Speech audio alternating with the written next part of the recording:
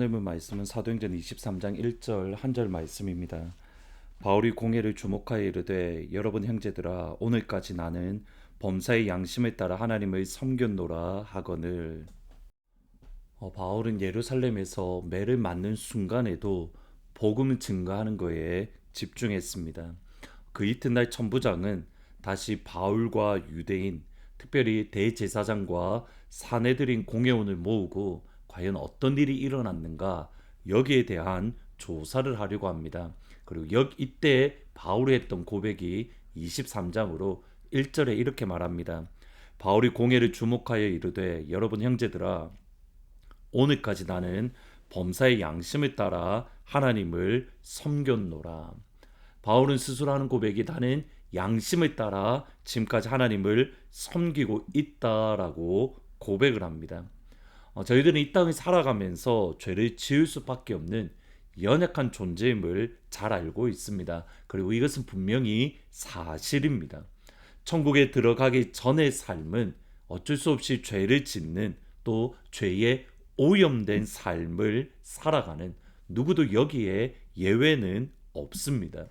그런데 이 부분을 강조하고 여기에 집중한 나머지 죄를 짓는 것에 대해서 당연시하는 어쩔 수 없이 그렇다라는 경향이 우리에게 있습니다.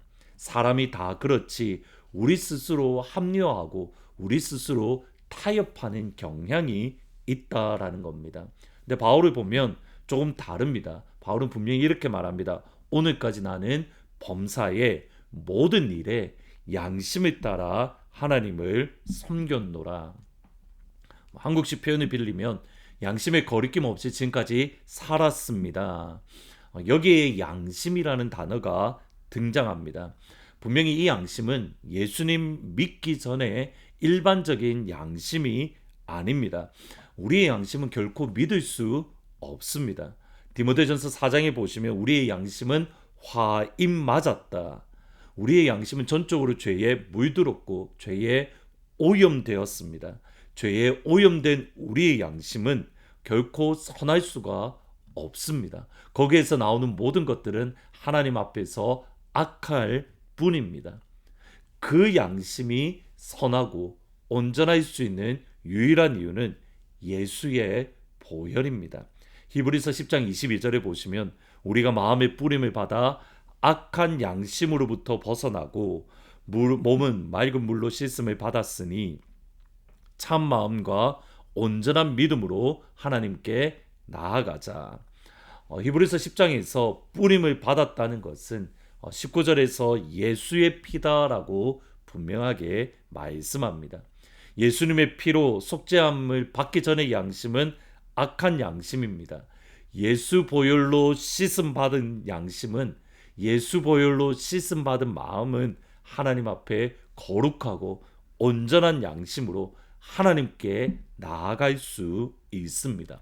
지금 바울의 고백이 그렇습니다. 예수님의 보혈의 피로 양심이 씻김을 받았기에 나는 하나님 앞에 온전히 섬길 수 있습니다. 여기 23장 2절에 바울이 나는 양심에 따라 범사의 하나님을 섬겼다라는 이 섬기다는 단어는 시민으로서 살아가다 이러한 뜻입니다. 예수의 보혈로 거듭난 양심 안에서 하나님 나라의 시민으로 내가 살아갑니다. 하나님 나라의 그런 나라의 백성으로 나는 양심에 거리낌이 없이 하나님을 온전히 섬기고 그 신앙의 삶을 살아가고 있습니다. 예수의 보혈로 씻김을 받을 때에 비로소 우리는 하나님 앞에서 범사의 양심을 따라 살아갈 수 있는 겁니다. 예수 보혈로 거듭날 때에 여기서 한 걸음 더 나아가야 됩니다. 그럼 우리가 양심을 따라 살아간다고 할 때에 이 양심은 누구를 위한 양심입니까? 결코 나를 위한 것이 아닙니다. 고린도전서 10장 29절에 보면 바울은 이렇게 말합니다. 내가 말한 양심은 너희의 것이 아니요 남의 것이니 어찌하여 내 자유가 남의 양심으로 말미암아 판단을 받으리요. 바울이 말하는 신한 양심이라는 것은 내 스스로를 위한 것이 아닙니다. 나는 이것을 나의 신한 양심을 따라 살아갑니다라고 할 때에는 바울은 뭐를 구분하냐면 본질과 비본질을 구분합니다. 예수 믿는 믿음으로만 살아갑니다. 이것은 본질입니다.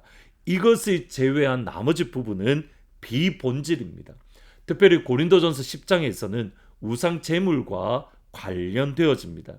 우상 제물은 먹어도 되고 먹지 않아도 되고, 왜냐하면 이것은 본질이 아니기 때문에. 그러면 본질이 아닌 경우에 신앙 양심을 따라 살아간다는 것이 무엇을 뜻하는가? 사도행전 10장 고린도전서 10장 31절부터 11장 1절에 나옵니다. 그런즉 너희가 먹든지 마시든지 무엇을 하든지 다 하나님의 영광을 위하여 하라. 유대인에게나 헬라인에게나 하나님의 교회나 거치는 자가 되지 말고 나와 같이 모든 일에 모든 사람이 기쁘게 하여 자신의 유익을 구하지 아니하고 많은 사람의 유익을 구하여 그들로 구원을 받게 하라. 내가 예수를 본받은 자 된 것 같이 너희는 나를 본받으라. 바울이 말하는 신앙 양심은 첫 번째로는 미본질적인 부분은 하나님 앞에서 결코 흔들리지 않았습니다. 그런데 예수를 믿음 말미암아 구원받는다는 것 외에 비본질적인 부분에 있어서 바울은 철저하게 모든 이들, 다른 이들을 세우려는 양심입니다. 다른 이들을 일으켜 주려는 양심입니다. 먹든지 마시든지 무엇을 하든지 하나님의 영광을 위해서 해라. 나의 유익을 구하지 아니하고 다른 사람들의 유익을 구해야 한다. 정확하게 이것이 오늘 사도행전에 나오는 바울의 모습입니다. 바울이 신앙 양심에 따라 섬겼다라고 고백할 때에 대제사장 아나니아는 바울의 입을 치라라고 말을 합니다. 이때의 바울은 회칠한 담이여 하나님이 너를 치시리로다. 하나님이 무서운 심판을 선포합니다. 이때에 그가 대제사장이다, 그냥 일반 사람이 아니라 대제사장이다는 말을 들었을 때에 바울의 반응이 23장 5절입니다. 바울이 이르되 형제들아 나는 그가 대제사장인 줄 알지 못하였노라. 기록하였을 때 너희의 백성의 관리를 비방하지 말라 하였느니라 하더라. 여러분, 여기 참 흥미로운 부분들이 있습니다. 지금 이 대제사장은 정말 욕심이 많았던 사람으로 부패의 온상입니다. 사도행전 23장의 사건 이전에 4년 전에 로마 정부에 의해서 고소를 당했던 적이 있습니다. 이때 아나니아는 자신이 모았던 재산을 뇌물로 주어서 그 위기를 모면했던 적이 있을 정도로 부패하고 악한 사람입니다. 그럼에도 불구하고 바울이 하는 말이 뭐냐면 백성의 관리를 비방하지 말라. 내가 그렇게 말한 것은 그가 대제사장인 줄 모르고 그렇게 했고 하나님의 말씀에 비방하지 말라라고 했다라고 고백을 하고 있더라는 겁니다. 그가 악함에도 불구하고 그가 대제사장, 곧 다시 말하면 하나님이 세운 사람이라는 것을 인정했기에 비방하지 마라, 그를 하늘 위해서 하나님 앞에 기도해라라고는 그 말씀을 붙들었다라는 겁니다. 복음 외에 다른 것들은 우리는 내려놓을 수 있습니다. 복음 외에 다른 것들은 우리는 포기할 수 있습니다. 그런데 우리는 본질이 아닌 비본질의 목숨을 겁니다. 본질은 온데간데 없고 비본질, 이것이 옳으냐 저르냐, 물속에 들어가야 되느냐 아니면 그냥 물을 뿌려도 되느냐, 우리는 여러 비본질적인 부분에 우리는 많이 목숨을 겁니다. 여러분, 그것은 이래도 되고 저래도 되는 그런 내용들입니다. 우리가 정말 붙잡아야 될 것은 예수 그리스도의 복음으로만 구원받는다. 이것이 신앙 양심을 따라 살아가는 그리스도인의 진짜 모습입니다. 오늘 하루 복음으로만 살아가고 그 외의 모든 것들은 우리가 유연한 마음이 넉넉하게 받아줄 수 있는 그러한 넉넉한 그러한 오늘 하루가 될 수 있기를, 그러나 복음에 있어서는 분명하게 붙드는 그러한 하루가 될 수 있기를 주님의 이름으로 축복합니다.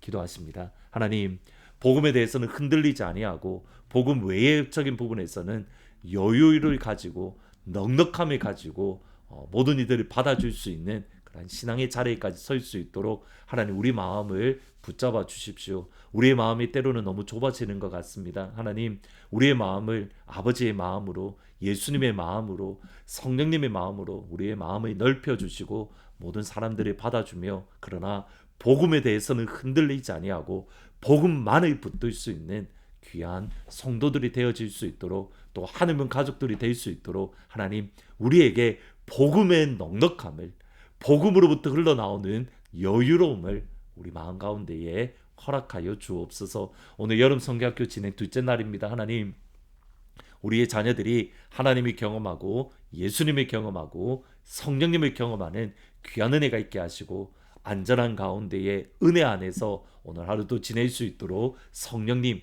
축복하여 주옵소서. 예수님의 이름으로 기도합니다. 아멘. 복음 안에서 우리의 마음이 여유를 가지고 또 넉넉해질 수 있기를 주님의 이름으로 축복합니다. 계속해서 여름 성경학교 진행 중입니다.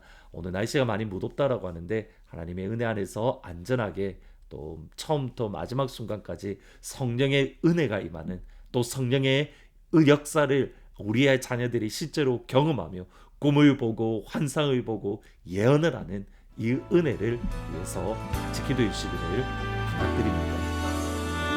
주님의 기쁨에